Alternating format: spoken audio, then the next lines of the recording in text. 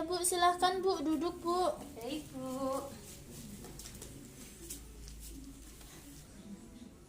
Ibu bagaimana Bu, posisi duduknya sudah nyaman Bu? Nyaman sekali Bu. Kalau sudah nyaman, saya perkenalkan terlebih dahulu ya Bu ya. Ya. Saya dengan Nur Afifah. Jadi pada pagi hari ini saya bertugas ya Bu ya.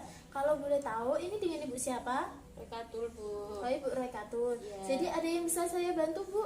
Jadi begini Bu, saya kan mempunyai penyakit osteoporosis. Iya. Nah, saya tuh khawatir Bu, makanan yang saya konsumsi itu berbahaya dengan keadaan kesehatan saya Bu.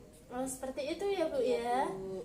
Nah, jadi Bu, maksud dan tujuan saya di sini akan memberikan pendidikan kesehatan mengenai gizi lansia dengan osteoporosis. Apakah Ibu bersedia? Iya Bu. Baiklah, sebelumnya apakah Ibu sudah tahu apa saja sih itu gizi pada lansia dengan osteoporosis Bu?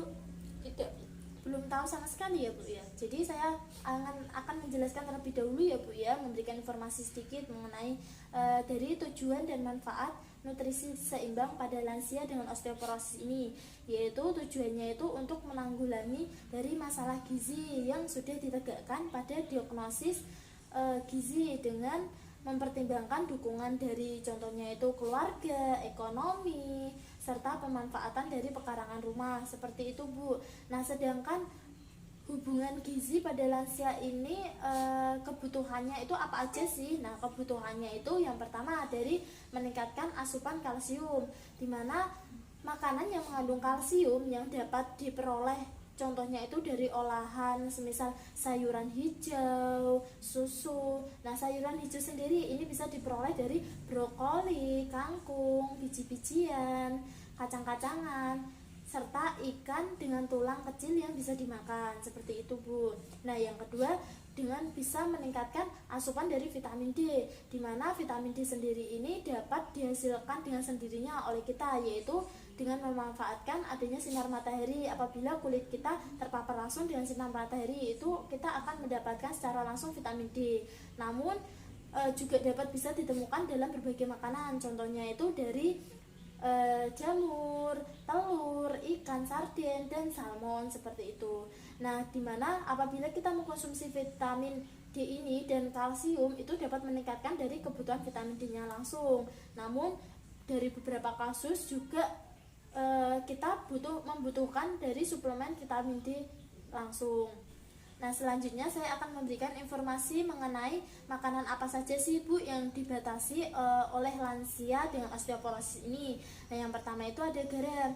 Kenapa sih garam tidak boleh dikonsumsi secara berlebihan? Karena kan garam ini dapat mengganggu dari penyerapan kalsium dalam tubuh kita, dimana kita hanya disarankan untuk mengkonsumsi garam itu maksimal 6 gram per harinya. Karena apa sih Bu, kalau kita kalau kita semisal mengkonsumsi garamnya itu berlebihan, itu dapat memicu dari peningkatan resiko, contohnya itu dari hipertensi, penyakit jantung, ataupun diabetes, seperti itu. Nah, adapun hal-hal yang bisa kita cermati ketika memilih makanan yang mengandung garam itu kita bisa memilih dari yang pertama, periksa dulu label makanan untuk mengetahui kandungan garamnya itu seberapa, seperti itu. Terus selanjutnya yang kedua itu juga bisa selain tadi penggunaan garam, kita itu bisa memaksimalkan menggunakan bumbu rempah untuk mengurangi dari penggunaan garam tersebut. Nah, yang ketiga juga bisa kita tuh dimaksimalkan menghindari makanan yang cepat saji ataupun olahan ataupun kalengan. Contohnya itu seperti ketika kita beli Indomie, itu kan pasti Indomie itu kan makanan yang langsung bisa disajikan, seperti itu. Nah, untuk yang selanjutnya itu juga bisa menghindari minuman yang berkarbonasi. Kenapa sih? Karena minuman berkarbonasi sendiri ini merupakan minuman ringan yang mengandung dari asam folfat, yang mana dapat meningkatkan dari ekskresi kalsium saat buang air kecil. Nah, selain kita bisa mengganti minuman berkarbonasi ini dengan contohnya itu kita lebih banyak minum jus, seperti itu Bu. Nah, yang selanjutnya ada kafein.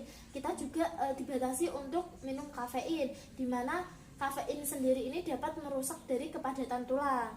Kita dianjurkan hanya minum kafein itu perharinya 300 mg, seperti itu Bu. Selanjutnya Untuk anjuran-anjuran makanan pada lansia dengan osteoporosis itu, yang pertama, ibu itu bisa memberikan dalam bentuk makanan yang disesuaikan oleh kemampuan makannya si lansia tersebut. Contohnya itu ketika lansianya itu hanya bisa mengkonsumsi makanan lunak ataupun makanan yang teksturnya itu agak lembek seperti itu.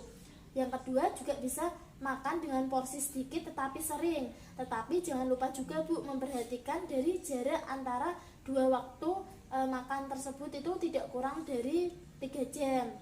Nah, yang ketiga itu membiasakan sarapan pagi dan membiasakan makan malamnya itu lebih awal. Yang selanjutnya itu juga bisa memilih jenis makanan selingan itu yang sehat seperti buah-buahan yang segar, serta juga makanan yang direbus.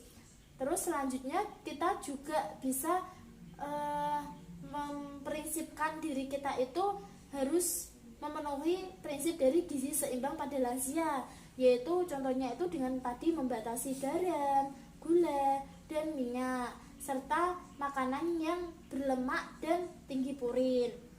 Nah, kita juga bisa mengkonsumsi sayur-sayuran atau buah-buahan dalam jumlah yang cukup. Nah, selanjutnya juga kita bisa lebih mengantisipasi makanan yang dikukus, dipanggang, direbus. Itu jauh lebih baik daripada makanan yang digoreng. Tadi kan makanan yang digoreng kan pasti banyak minyaknya, mengandung minyak banyak seperti itu. Nah, yang terakhir juga bisa kita itu bisa dianjurkan untuk memilih makanan dengan bumbu makanannya itu tidak terlalu merangsang ataupun tidak terlalu menyengat di hidung kita, seperti itu Bu. Bagaimana Bu? Apakah ada yang ingin ditanyakan sebelumnya dari penjelasan yang sudah saya jelaskan tadi? Tidak ada Bu. Tidak ada ya Bu ya. Baik, kalau tidak ada saya ingin bertanya sedikit ya Bu ya, tadi tentang penjelasannya sudah saya jelaskan. Nah, tadi hal-hal apa saja sih Bu yang kiranya itu dibatasi? Mengkonsumsi garam, Iya. terus mengkonsumsi lemak, seperti itu Bu. Oh iya, sudah benar ya Bu ya. Berarti saya kira Ibu sudah cukup memahami. Nah, saya menambahkan sedikit ya Bu ya. Tadi untuk garamnya itu hanya bisa dikonsumsi seharinya itu 6 gram. Jadi seperti itu Bu. Jadi tadi yang sudah saya berikan alhamdulillah sudah masuk ya Bu ya.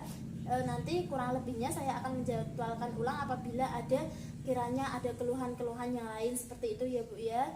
Apakah ada yang ingin ditanyakan lagi Bu? Tidak Bu. Tidak ada ya Bu ya. Terima kasih atas partisipasinya Bu. Setelah ini saya akan melakukan pendokumentasian melalui SOAP. Terima kasih. Wassalamualaikum warahmatullahi wabarakatuh.